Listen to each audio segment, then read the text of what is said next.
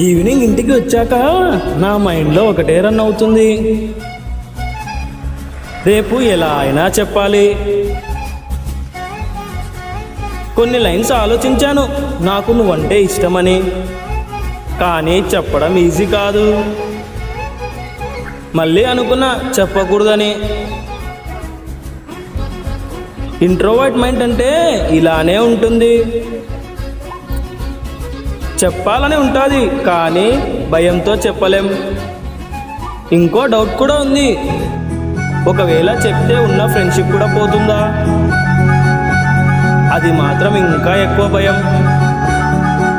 కానీ ఇంకా టైం లేదు. 10th ఎగ్జామ్స్ తర్వాత మళ్ళీ కలుస్తామో లేదో తెలియదు. ఆ థాట్ వచ్చాక కొంచెం క్లారిటీ వచ్చింది.